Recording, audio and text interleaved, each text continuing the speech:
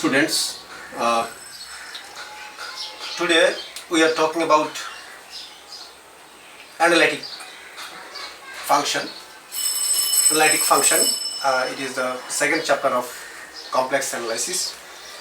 Firstly, we need to know what is an analytic function. What is an analytic function? A function fz, here the function is termed as fz. A function fz is said to be analytic at a point if it is not only differentiable at that particular point, but also every point of the neighborhood of that particular point. Then the said function fz is called a complex function. On the other hand, if the function fz fails to be analytic at a particular point, but at the neighborhood of that point, at least one point it is differentiable or exists, that particular point is called singular point. So by now we know what is a complex function and what is an analytic function and what is a singular point. Today we will discuss a complex function fz to be analytic. The necessary condition of a function fz to be analytic. The necessary and sufficient condition. এই প্রশ্নটা তোমাদের জন্য খুবই গুরুত্বপূর্ণ। সেটা তোমাদেরকে theorem আকারে দিবে যে state and prove the necessary and sufficient condition of a function fz to be analytic. তাহলে আজকে আমরা দেখব fz ফাংশনটা অ্যানালাইটিক হওয়ার necessary conditionটা আজকে আমরা এখানে প্রুভ করব। একটু খেয়াল করো, necessary condition for a complex function fz to be analytic. Necessary condition for a complex function fz to be analytic. এটা আমরা দেখব। So firstly we need to consider a complex function. Say it is fz. fz কে আমি w দিয়ে প্রকাশ করছি। fz is represented by a w. w is a function of u and b. u and b is a function of x and y. So fz can be written in the form uxy plus ivxy. Here uxy is the real part of the complex function fz and ivxy is the imaginary part of the complex function fz. So let us consider a complex function fz is equal to uxy plus ivxy to be analytic at a point, at a particular point z is equal to xy. Z is equal to x plus iy is a complex number that represents a particular point and the coordinate of that particular point is xy. তাহলে এখানে যে পয়েন্টটা represent করছে ওই পয়েন্টের coordinate হলো এখানে xy. Of its domain is that the four partial derivative, এখানে চারটা partial derivative থাকবে, del u by del x, del u by del y, del v by del x and del v by del y exist and satisfy CR equation. CR stands for Cauchy-Riemann equation. CR equation satisfy করবে, that is del u by del x is equal to del v by del y, del u by del y is equal to minus del v by del x. So this is the statement of necessary condition of a function fz to be analytic. তাহলে একটা function fz, এই ফাংশনটার তোমার এই ফাংশনটা analytic হবার necessary condition হচ্ছে কি, তোমার ওই ফাংশনটা এখানে চারটা পার্শিয়াল ডেরিভেটিভ অবশ্যই এক্সিস্ট করবে। w is equal to uxy plus ivxy ওই চারটা পার্শিয়াল ডেরিভেটিভ এখানে অবশ্যই তোমার কি এক্সিস্ট করবে এবং সাথে সাথে CR equation, Kosi remain equation satisfy করবে। এই দুটা সমীকরণকে একসাথে কম্বাইনলি সিআর ইকুয়েশন বলা হয়। দ্যাট মিনস, তার মানে আমাদের কথা হচ্ছে যে কি, একটা complex function fz is said to be analytic if it is differentiable at a particular point, not only that particular point but also each and every point of the neighborhood of that point. তাহলে ওই ফাংশনটার ডিফারেন্সিয়েবিলিটি আগে আমাকে ensure করতে হবে। fz ফাংশনের ডিফারেন্সিয়েবিলিটি যদি থাকে, that means fz function যদি এক্সিস্ট করে, তাহলে একটা কন্ডিশন স্যাটিসফাই করে, উইচ ইজ নেসেসারি কন্ডিশন। এবং সাথে সাথে তোমার এটা সিআর ইকুয়েশন বা কোশি রিমান ইকুয়েশনটা স্যাটিসফাই করবে। আমরা জিনিসটা এখন দেখছি।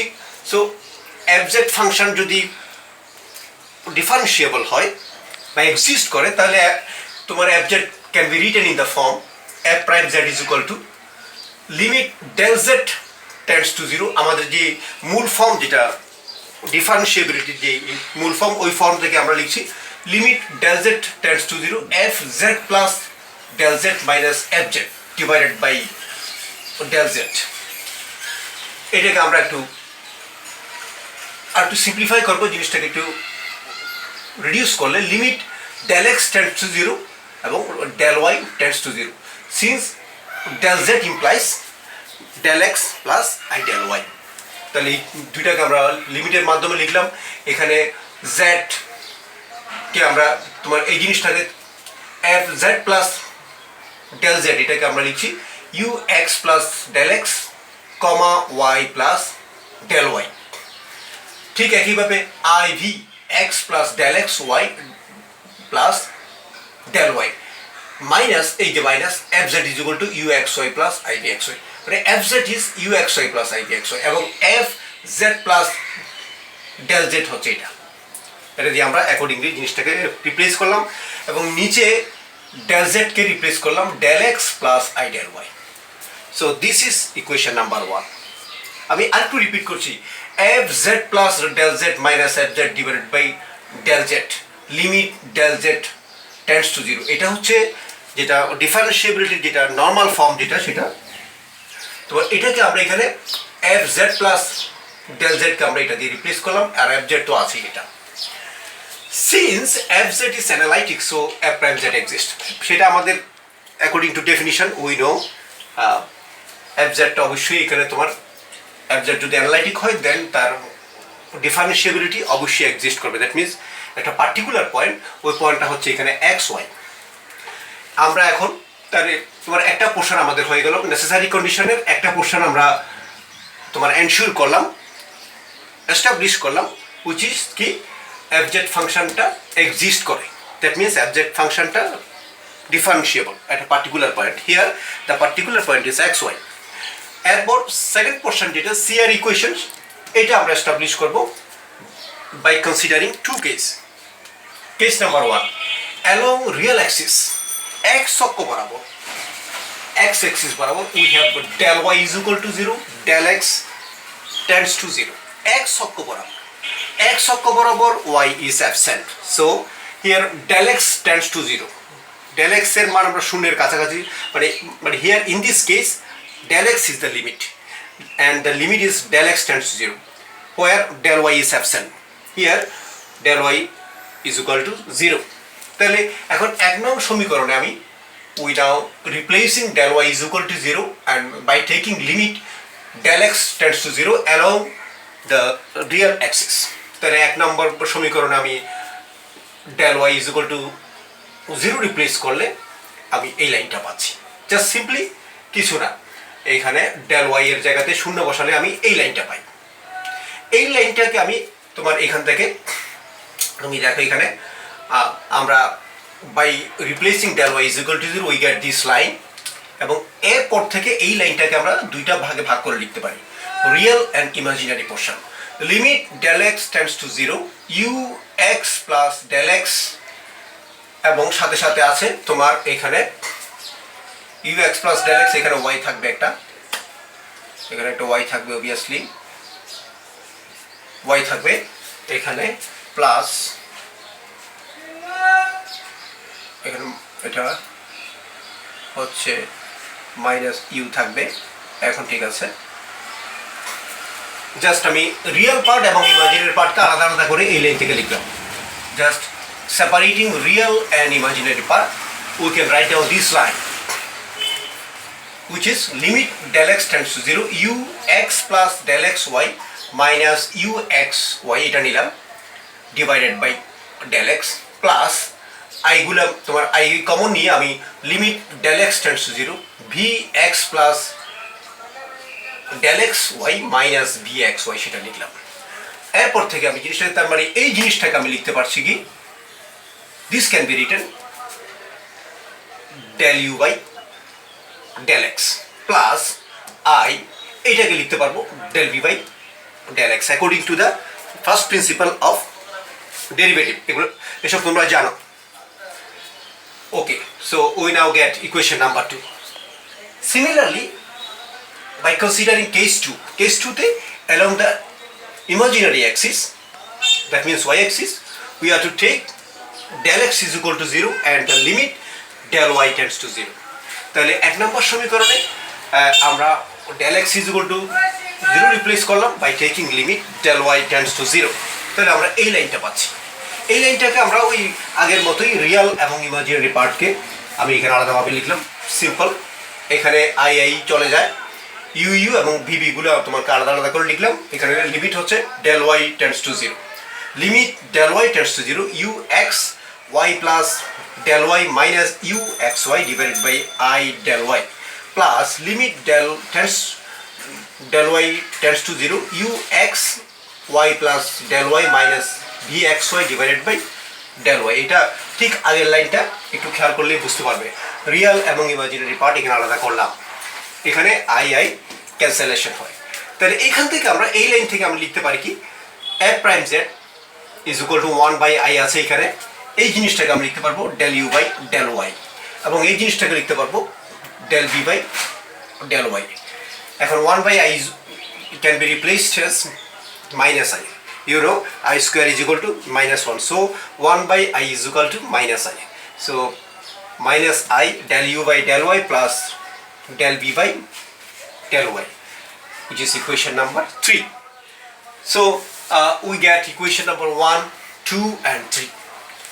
Now by simplifying equation number 2 and 3, দেখো equation number 2 এবং 3 simplify করলে we can easily write del u by del x। এই দেখো del u by del x, equation number 2 এবং ইকুয়েশন নাম্বার 3, যেহেতু এখানে f প্রাইম z এখানে f প্রাইম z, কাজে ইকুয়েশন নাম্বার 2 এবং 3 এর রিয়েল এবং ইমাজিনারি পার্ট আমরা ইকুয়েট করে we can easily write del u by del x is equal to, দেখো ইকুয়েশন নাম্বার 2 এর রিয়েল পার্ট হচ্ছে del u by del x, equation number 3 এর রিয়েল পার্ট হচ্ছে del v by del y, so we can easily write del u by del x is equal to del v by del y. Equation number 2 is imaginary part. The part having I is the imaginary part. So del v by del x is the imaginary part of equation number 2, and del u by del y, that is and minus del u by del y is the imaginary part of equation number 3. So by equating imaginary parts of equation number 2 and 3, we can easily write del v by del x is equal to minus del u by del y, which can also be written del u by del y is equal to minus del v by del x. These two equations, these two particular equation, del u by del x is equal to del v by del y, del u by del y is equal to minus del v by del x, these two particular equations having four partial derivative, del u by del x, del v by del y, del u by del y and del v by del x are called the CR equation. CR stands for Cauchy-Riemann equation. So এইটার মাধ্যমে আমরা establish করলাম একটা complex function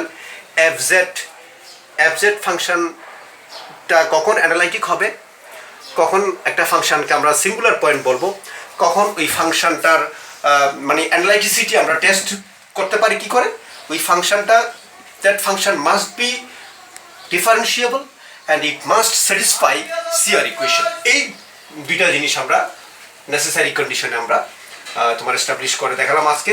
আমরা এর পরের দিন hopefully আমরা সাফিসিয়েন্ট কন্ডিশন নিয়ে আমরা কথা বলবো। সো তোমাদেরকে